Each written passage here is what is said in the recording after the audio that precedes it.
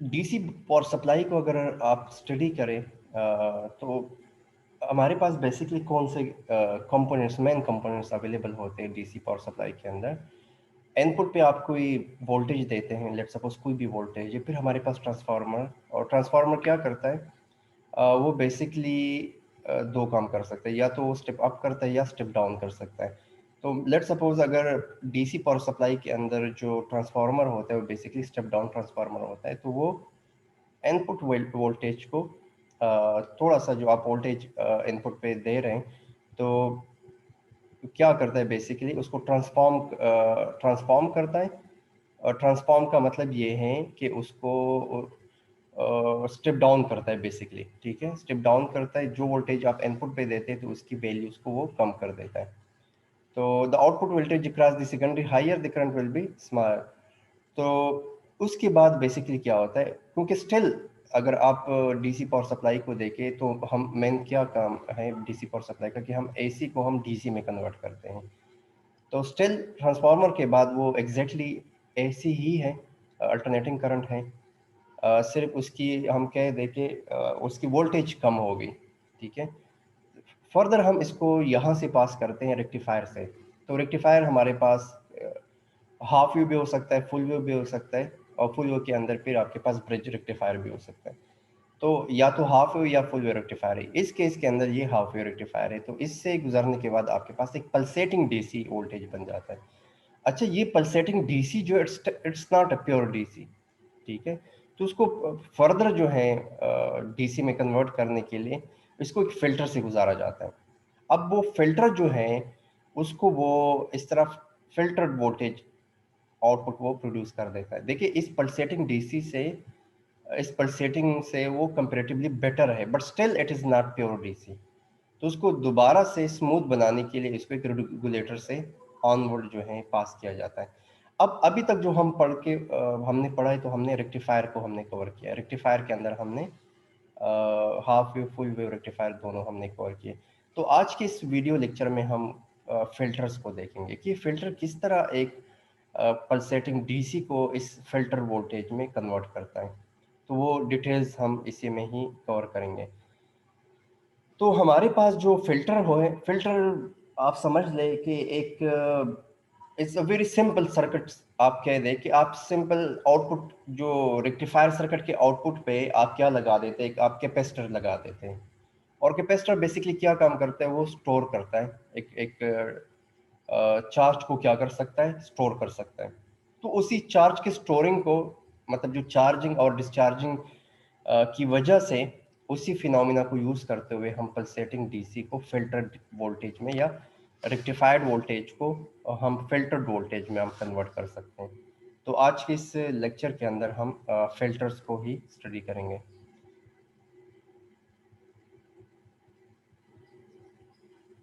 ये हमने कवर कर दिया था।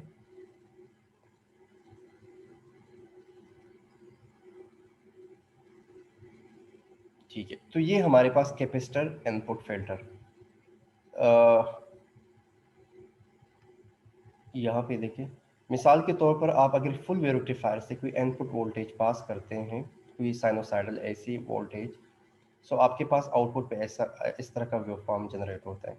और अगर वो जो है वो वेवफॉर्म फर्दर आप एक फिल्टर के से पास करते हैं, सो आपके पास इस तरह के रिपल्स बन जाते हैं, जिसको हम कहते हैं कि ये रिपल वोल्टेज बन जाता है। Still it is not pure DC, somehow इससे कंपैरेटिवली बेटर है, क्योंकि एक स्टेप फॉरवर्ड है पल्सेटिंग डीसी से।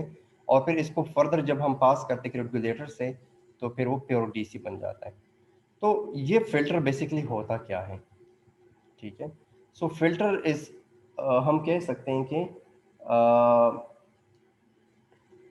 The filter is simply a capacitor connected from the rectifier output to ground, ठीक है। और यहाँ पे इसकी सर्किट अगर हम देखें, बेसिक सर्किट को देखें, तो ये है हमारे पास, ठीक है। आपके पास एक इनपुट, मैं इसको डिलीट कर देता हूँ, मैं थोड़ा सा, ठीक है।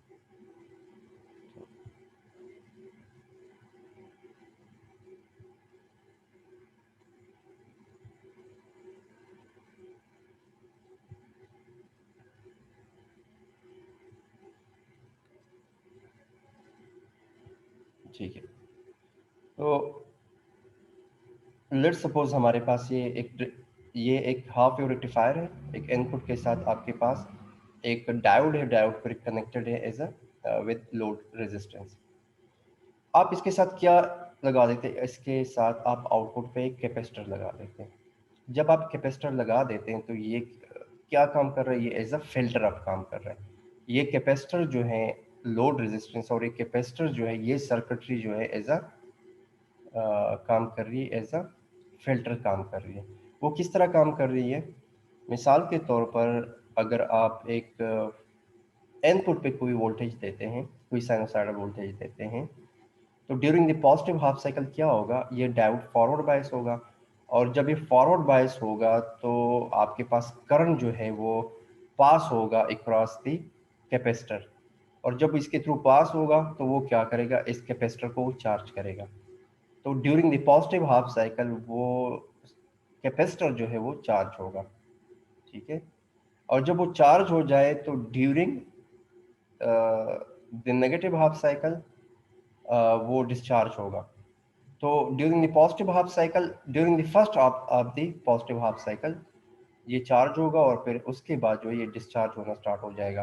तो जब ये डिस्चार्ज होगा तो ऑटोमेटिकली ये करंट मूव करेगा अक्रॉस द लोड रेजिस्टेंस, और आपके पास वेव फॉर्म जो है वो इस तरीके से बनेगी। ये अगर मैं आपको ड्रा करूं तो शायद आपको ज़्यादा बेहतर समझ आ जाए। मैं एक बोर्ड पे ड्रा करता हूँ यहाँ पे, ठीक है। मिसाल के तौर पर मैं यहाँ पे एक, मेरे पास है एक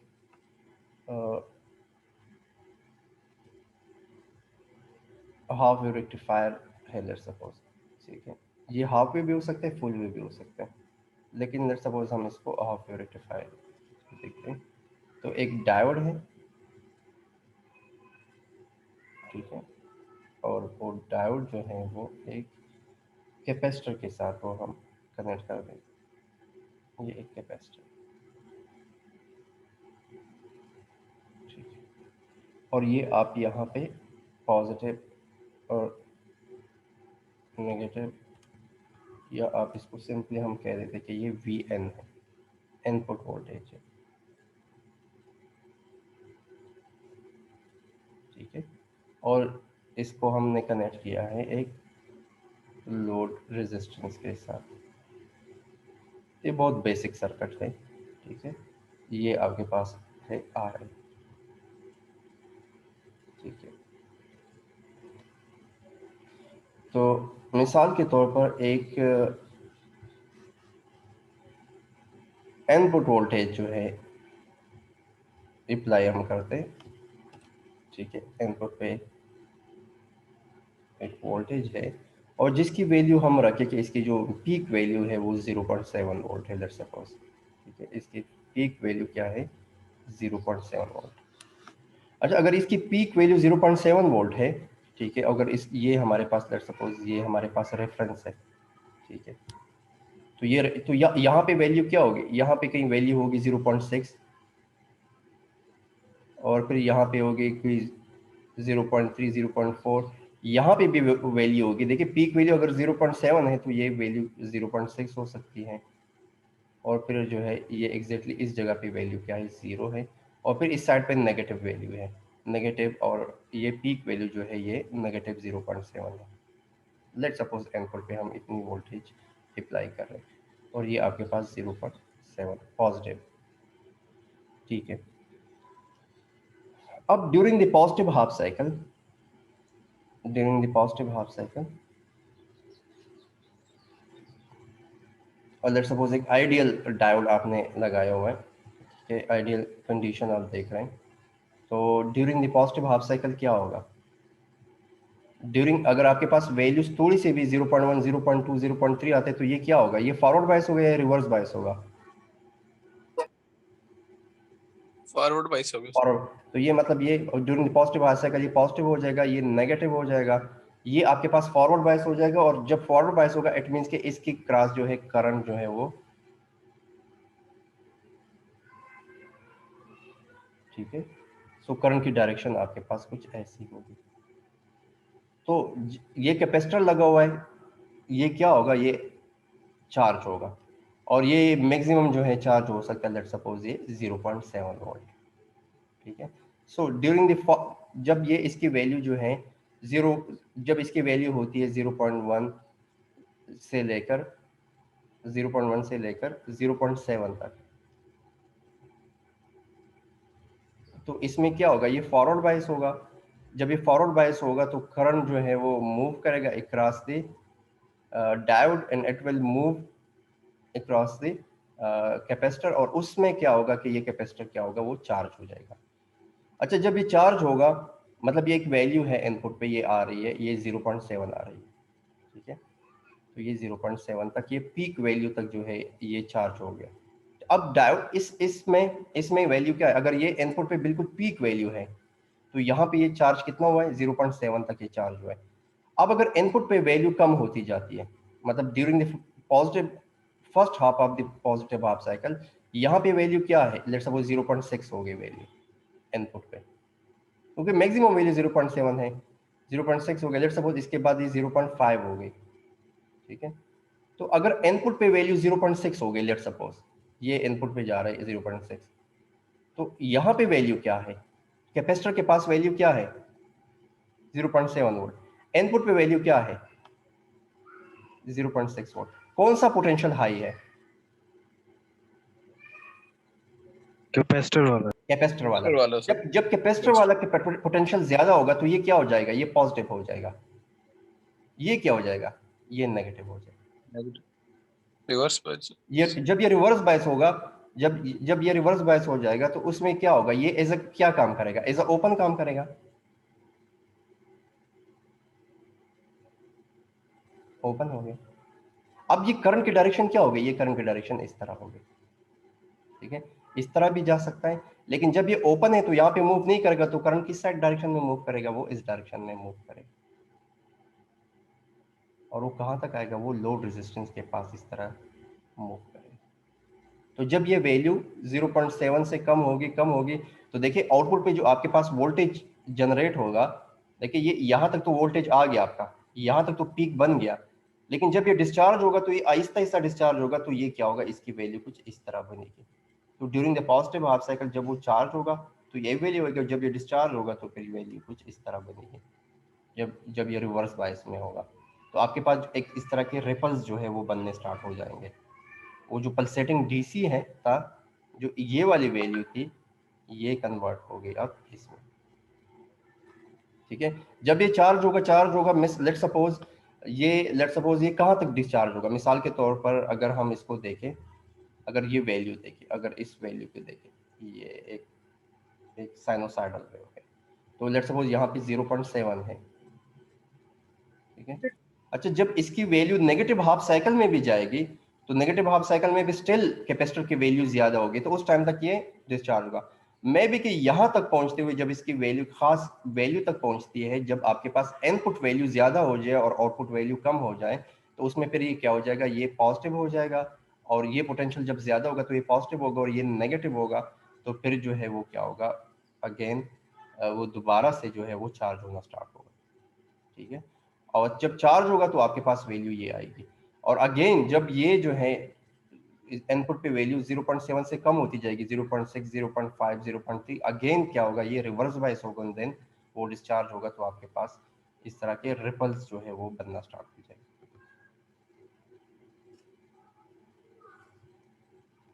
कोई क्वेश्चन इसमें, किसी को कोई प्रॉब्लम हो तो आप पूछ सकते हैं, ये बहुत इंपॉर्टेंट टॉपिक था, ये अगर समझ नहीं है तो दोबारा पूछ सकते हैं। तो सर इसका मतलब कह सकते हैं कि अगर क्लियर है डायोड सर। के जी सर, जी पूछे। मैंने कहा इसका मतलब सर ये कि डायोड जब फॉरवर्ड बायस होगा तो फिर ये चार्ज होगा, क्योंकि हाँ, पोटेंशियल कैपेसिटर जो है ना वो और जब डिस्चार्ज, ये ओपन हो जाएगा, रिवर्स बर्स हो जाएगा, तो ऑटोमेटिकली डिस्चार्ज होना हाँ शुरू हो डिस्चार्ज, जाएगा। एग्जैक्टली यही मैं समझा रहा था। दोबारा से अगर किसी को समझ नहीं है तो एक दफा मैं दोबारा बता देता हूँ, कि लेट सपोज देखिए, अगर आप इनपुट वोल्टेज दे रहे हैं, कोई भी इनपुट वोल्टेज दे रहे हैं, ठीक है, तो जो जो जो इनिशियली तो डायोड, इनिशियली तो यहाँ पे कोई कोई वोल्टेज नहीं थी इनिशियली, तो जब आपने इनपुट पे वोल्टेज अप्लाई की, लेट्स सपोज आपने इनपुट पे, क्योंकि इसकी पीक वैल्यू क्या है 0.7 है, तो इनपुट पे पहले जो है 0.1 आ गया, ठीक है। तो डायोड जो है वो फॉरवर्ड बायस हो गया और करंट जो है वो प्रोड्यूस हुआ, तो इसमें थोड़ा सा चार्ज हो गया। फिर 0.2, ठीक है, 0.3, 0.4, और पीक वैल्यू इसकी क्या है, वो 0.7 तक जो है वो ये एज अ फॉरवर्ड बायस काम कर रहा है, ठीक है। क्योंकि ये चार्ज हो रहा था, ये पॉजिटिव था और ये negative, as a forward bias काम कर रहा था ये during the first half of the cycle, यहाँ तक, ठीक है। तो जब इनपुट पे ये वाला साइकिल स्टार्ट हो जाता है, लोअर साइकिल, जो 0.6 वैल्यू होगी, 0.5 हो गए इनपुट पे, मिसल ये जगह, ये पॉइंट, मिसाल के तौर पर ये पॉइंट, इन पॉइंट, ये ये इवन यहाँ पे, इवन नेगेटिव हाफ साइकिल के during complete negative half cycle, कहीं फिर यहाँ पे शायद इस जगह पे वैल्यू जो है, तो यहाँ तक ये क्या करेगा, ये एज अ रिवर्स वाइज काम करेगा। तो ये तो 0.7 तक चार्ज हो गया। अब जब ये 0.7 तक सर charge ये हो गया, तो यहाँ पे जब वैल्यू आ गई इनपुट पे 0.6 वोल्ट, लेट्स सपोज, तो जब इनपुट पे 0.6 वोल्ट आ गई, ठीक है, और यहाँ पे वैल्यू क्या है 0.7 वोल्ट है, तो ये वैल्यू ज्यादा हाई पोटेंशियल है और ये लो पोटेंशियल है, तो ये पॉजिटिव हो जाएगा और ये वाला पोटेंशियल क्या हो जाएगा, नेगेटिव हो जाएगा। तो डायोड को आप देखें, डायोड जो है ये एनोड जो है वो देखें किस तरह कनेक्टेड है, और कैथोड जो है पॉजिटिव के साथ कनेक्टेड है, तो ये काम करेगा एज अ रिवर्स वाइज काम करेगा। जब ये रिवर्स वाइज काम सर करेगा तो ऑटोमेटिकली इसके अंदर जो चार्ज स्टोर है उसने डिस्चार्ज होना है किसी रास्ते, तो ये जो है इस तरह इसकी डायरेक्शन ये हो जाएगी। लेकिन जब वो इस साइड पे आएगा तो ये ओपन सर्किट होगा, इसको कोई रास्ता नहीं मिल रहा, तो वो पूरा जो इसकी डायरेक्शन जो है वो इस लोड रेजिस्टेंस के क्रॉस हो जाएगी, और इस लोड रेजिस्टेंस के क्रॉस जो है वो डिस्चार्ज होना स्टार्ट हो जाएगा। और जब वो डिस्चार्ज होगा तो during the positive half cycle जो और आपके पास आउटपुट पे ये वैल्यू इस तरह बनी है, तो डिस्चार्ज के बाद वो वैल्यू जो आहिस्ता आहिस्ता जो है वो डिस्चार्ज होगा, ठीक है। और अब वो डिपेंड करता है, देखिए अच्छा फिल्टर आप कौन सा बना सकते हैं। अच्छा फिल्टर आप इस तरह बेहतर फिल्टर बना सकते हैं, फिल्टर जिसकी डिस्चार्जिंग जो है वो बहुत स्लो डिस्चार्ज हो रहा हो, तो वो सबसे बेस्ट फिल्टर होता है। और उसको बनाने के लिए हम क्या करते हैं कि हम आर, जो आर है, और इस सी की वैल्यू हम ज्यादा रखते हैं। जब आर सी की वैल्यू आप ज्यादा रखते हैं तो उससे क्या होगा, ऑटोमेटिकली आपके पास जो है फिर वो स्लोली डिस्चार्ज होगा। ये अभी हम आगे देखते हैं कि इसको किस तरह हम देखते हैं। जी आप पूछिए कोई क्वेश्चन। सर मैं ये पूछ रही थी कि अगर वोल्टेज हमारे पास 0.6 आ रहा है तो फिर 0.7 कैसे यहाँ पे हो सकती है? है जी जी पूछिए दोबारा। 0.6 से 0.6 से वोल्टेज हमारी ऊपर गई नहीं है तो वो कैसे 0.7 तक चला गया है कैपेसिटर हमारा? देखिए आप आपके पास मैक्सिमम वैल्यू कितनी है, 0.7 वोल्ट है ना, इसमें सर वो तो 0.7 डायोड आना है ना। की है ना। जब जब वैल्यू कम होगी इनपुट पे 0.6 हो जाएगी, तो इसमें चार्ज कितना स्टोर है, मैक्सिमम चार्ज है ना, during positive half cycle maximum charge है। मैक्सिमम चार्ज मैंने बता दिया कि वो 0.7 वोल्ट है, ओके ठीक है। ठीक अगर है। वो पीक वैल्यू तक चार्ज हो गया है, और जब वो पीक वैल्यू तक चार्ज हो गए तो इनपुट पे जब वैल्यू कम होती जाएगी 0.6, तो ऑटोमेटिकली फिर ये हाई पोटेंशियल होगा और ये आपके पास लो पोटेंशियल होगा, ठीक है। क्योंकि सर कैपेसिटर स्टोरेज डिवाइस है तो ऐसे ये 0.7 पे रहेगा। जी जी बिल्कुल, वही वही उसी उसी फिनोमिना को हम यूज कर रहे हैं। जी जी पूछिए। सर 0.7 पे जब कैपेसिटर चार्ज होना शुरू होगा तो उधर से तो वैल्यू डाउन हो रही होगी ना, ये तो इस कैपेसिटर फॉर्मूले को ध्यान में रखें, इससे आपको पता लगेगा। जब वी एन जो है इनपुट पे जो वोल्टेज है, इनपुट पे जो वोल्टेज है, अगर वो ग्रेटर हो किससे, कैपेसिटर पे जो वोल्टेज है, अगर वी इनपुट की वोल्टेज ग्रेटर हो, इस इनपुट पे वोल्टेज ग्रेटर हो वी कैपेसिटर की वोल्टेज से, तो वो क्या होगा, वो फॉरवर्ड बायस होगा, ठीक है। तो जब वो फॉरवर्ड बायस होगा इट मीन्स के,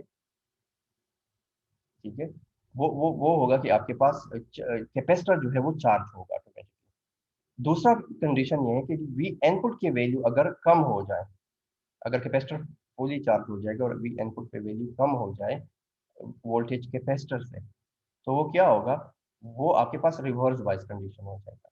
और उस रिवर्स बायस कंडीशन के अंदर क्या होगा कि आपके पास कैपेसिटर जो है वो डिस्चार्ज होगा। So during the positive half cycle वो चार्ज होगा, during the negative half cycle वो डिस्चार्ज होगा।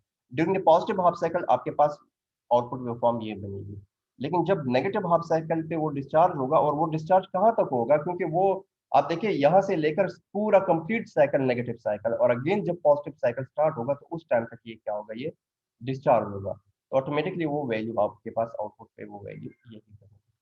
जिस तरह हम नॉर्मल कंडीशन में किसी भी डायोड से अगर हम वोल्टेज गुजारते हैं तो आउटपुट पे वही वोल्टेज ऑटोमेटिकली वो हमारे पास जनरेट होती थी, एग्जैक्टली उसी वो वोल्टेज। अगर आपके पास मैं भी कि आप कोई प्रैक्टिकल डायोड यूज कर रहे हैं तो उसकी वैल्यू 0.7 वोल्ट कम ज्यादा हो सकती है, अदरवाइज आपके पास एग्जैक्टली वो वोल्टेज आपके पास आउटपुट पे आती थी। तो हम तो वैसे भी आइडियल डायोड यूज कर रहे हैं, तो इट मीन्स कि हमारे पास वो जो 0.7 वोल्ट का ड्रॉप है वो हम अवॉइड कर रहे हैं।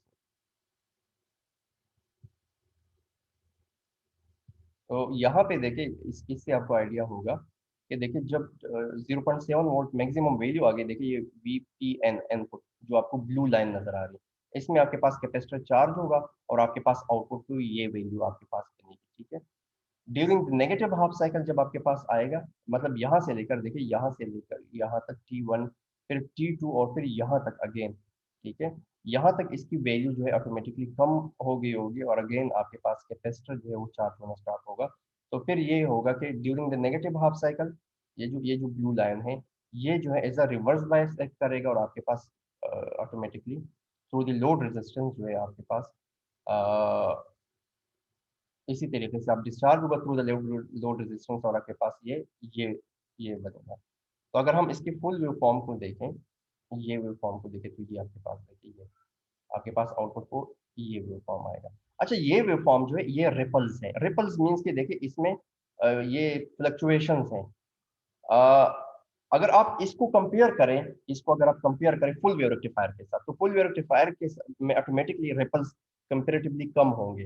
रिपल फैक्टर जो है फैक्टर वो फुल रेक्टिफायर का कम होगा, क्योंकि उसमें जो ये completely during the negative half cycle भी वो क्या रहता है ये डिस्चार्ज होता रहता है। उसमें ये होता है कि आपके पास पीक्स जो है वो पॉजिटिव पीक्स बहुत जल्दी जल्दी आ रहे होते हैं, बहुत फ्रीक्वेंटली आ रहे होते हैं। तो आपके पास मोस्टली फिनोमिना के अंदर आपके पास बड़े कम टाइम तक जो है वो डिस्चार्ज होते हैं, तो फिर आपके पास वो रिपल्स कम बनते हैं।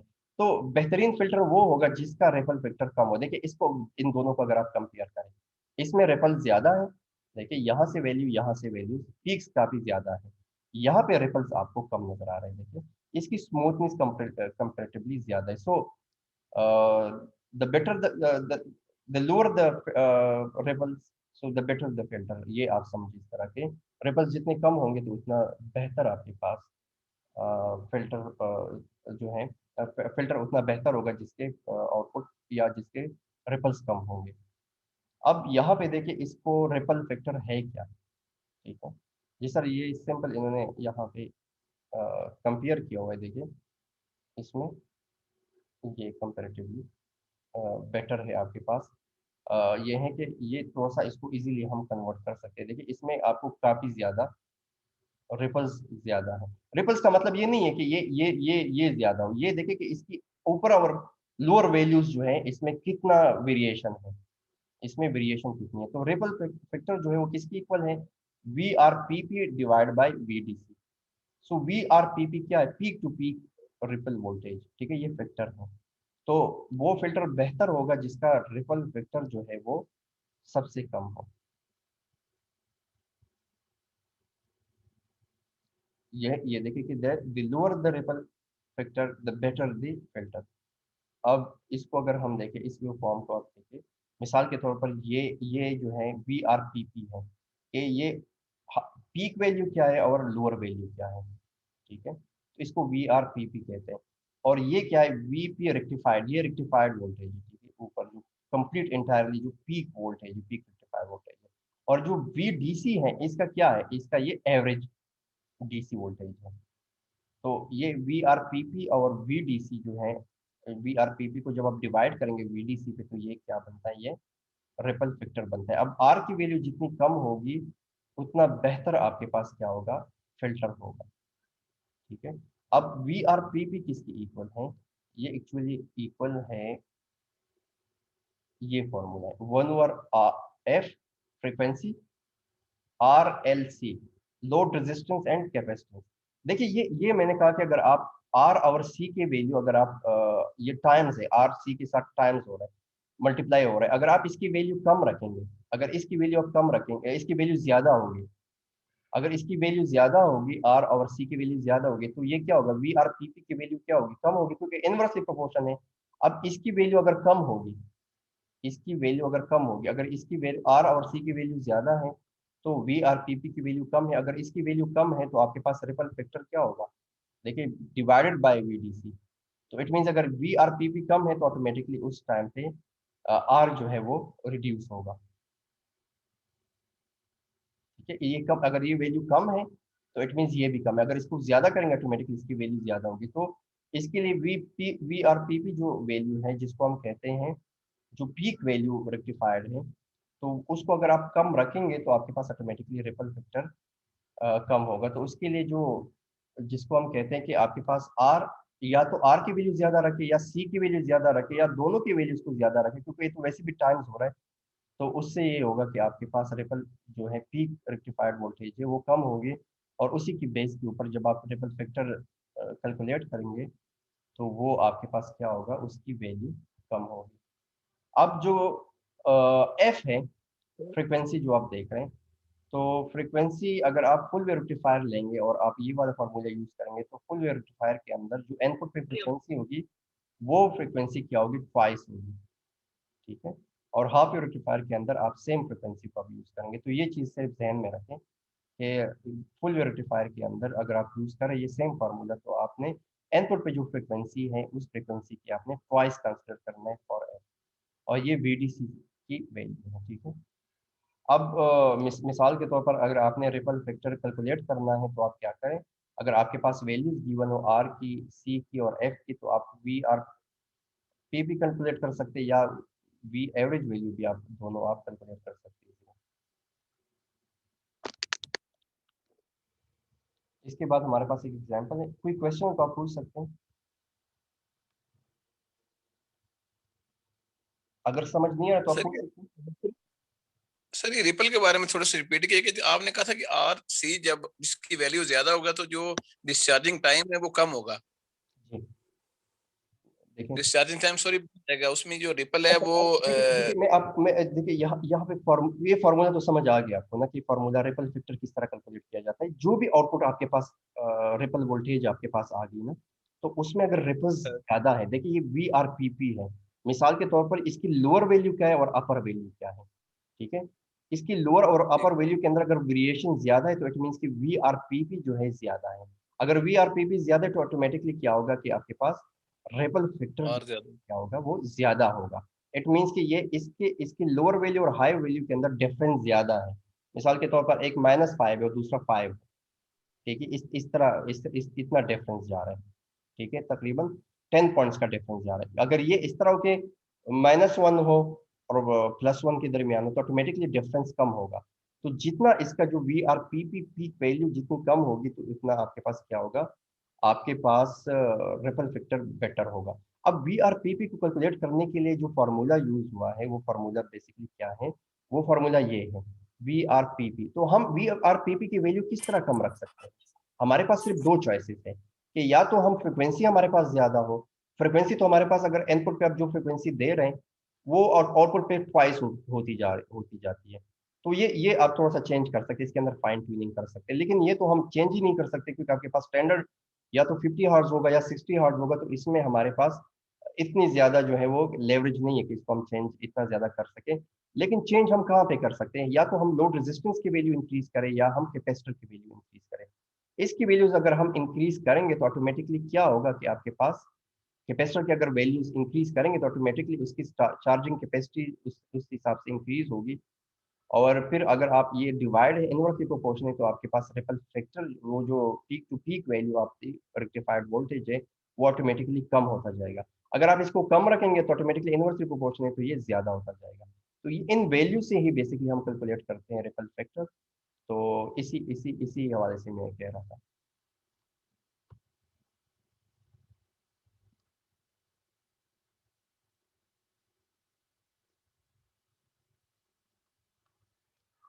ठीक है,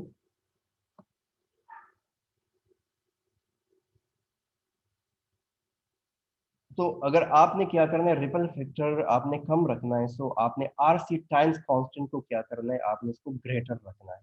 ठीक है, ये जस्ट मैं बता रहा था। और यहाँ तक समझ आ गया? इन क्वेश्चन को आप दोबारा से, इसमें कोई क्वेश्चन अगर आपकी हो तो आप पूछ सकते हैं।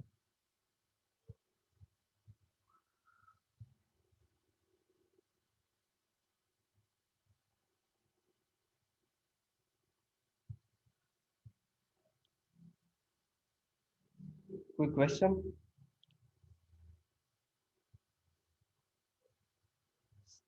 समझ आ रहा है या नहीं आ रहा? आ रहा है सर सर। आ गया समझ। हाँ, इसलिए आप लोग मुझे फीडबैक दिया करें ताकि मैं आगे मूव कर। तो हमारे पास एक सेम एग्जांपल है। एग्जांपल ये हो सकता है कि आपके पास कोई सर्किट गिवन है और सर्किट के अंदर आपने क्या कैलकुलेट करना है, रिपल फैक्टर कैलकुलेट करना है। तो उसको हम किस तरह कैलकुलेट करेंगे? तो अगर इसको मैं सॉल्व करूं आपके पास नॉर्मल केस के ऊपर, तो शायद आपको बेटर समझ आ जाए। मिसाल के तौर पर अगर हम इसका-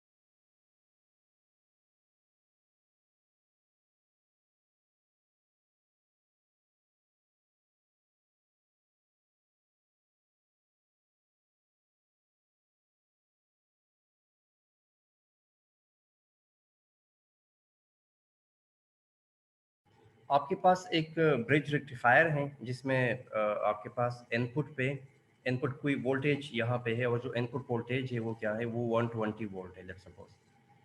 और 120 वोल्ट हमारे पास क्या है, RMS है।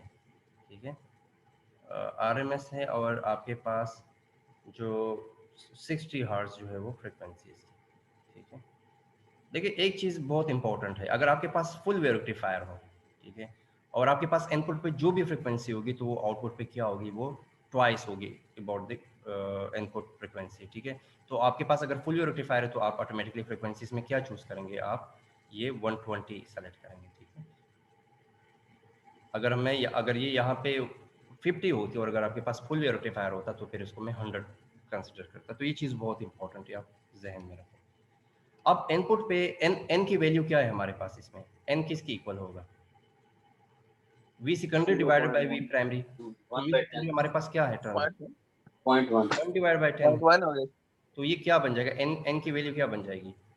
0.1 0.1 1 बन जाएगी। ठीक है, तो ये n की वैल्यू तो हमने कैलकुलेट कर दी कि इनपुट पे जो भी वोल्टेज होगा, इनपुट पे आप जो भी वोल्टेज अप्लाई करेंगे, सेकेंडरी पे वो 10 टाइम्स कम होगा, 10 टाइम्स लोअर होगा secondary voltage, 10 times lower from the primary voltage. ठीक है, ये तो समझ आ गया। लेकिन इनपुट पे जो वैल्यू है वो स्टैंडर्ड वोल्टेज नहीं, वो आरएमएस वोल्टेज है। आरएमएस को आप कन्वर्ट करेंगे नॉर्मल वोल्टेज में, तो उसका क्या फार्मूला है? उसको आप किससे मल्टीप्लाई करेंगे? 1.414 से मल्टीप्लाई करेंगे। ये हमने पढ़ा था? No sir. अच्छा, ये हमने नहीं पढ़ा। ठीक है। आरएमएस वोल्टेज का पता है कि आरएमएस वोल्टेज क्या होता है? Root means voltage. जी, ये रूट मींस क्या? Peak divided by under root 2. जी, ठीक है। ये बेसिकली ये वोल्टेज, इसको हम इफेक्टिव वैल्यू कहते हैं ऑफ द एसी वोल्टेज। इसको हम क्या कहते हैं? Effective value of the AC voltage. और हम कह देते हैं कि it is less than the peak value of the AC voltage. इसकी जो पीक वैल्यू है ना, इससे ये लोअर होता है नॉर्मली। हमेशा से जो एसी वोल्टेज अगर यहाँ पे है 170 है, लेट्स सपोज, ठीक है, नॉर्मल साइनसॉइड में, तो ये थोड़ा सा कम होगा, ये शायद ये 120 ही होगा। तो ये 120, इसको हम कह सकते हैं कि ये DC equivalent of AC voltage है। ये जो डीसी का इक्विवेलेंट एसी वोल्टेज है उसको हम आरएमएस वोल्टेज कहते हैं। अगर आपको कहीं पे आरएमएस वोल्टेज गिवन है तो आपने क्या करना है, उसको आपने किससे मल्टीप्लाई करना है? आपने 1.4 से मल्टीप्लाई करना है। 1.414 से मल्टीप्लाई करने, तब वो जो है इसको आप नॉर्मल एसी वोल्टेज में आप कन्वर्ट कर सकते हैं या पीक वोल्टेज में आप कन्वर्ट कर सकते हैं। तो ये जो 120 है आरएमएस, ठीक है, इसको आप क्या करेंगे?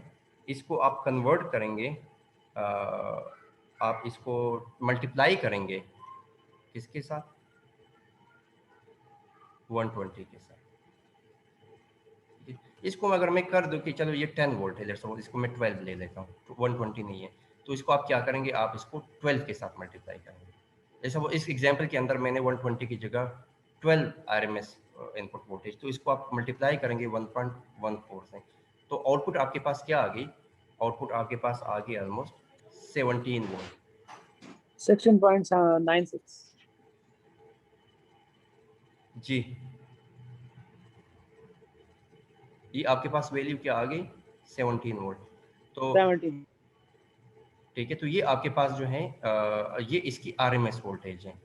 ये जो नॉर्मल वोल्टेज आप यहाँ पे दे रहे हैं, मतलब अगर या तो आप ये वैल्यू कंसिडर करिए, या आप ये कह सकते हैं कि ये जो इनपुट पे हम दे रहे हैं वो बेसिकली किसकी इक्वल है? वो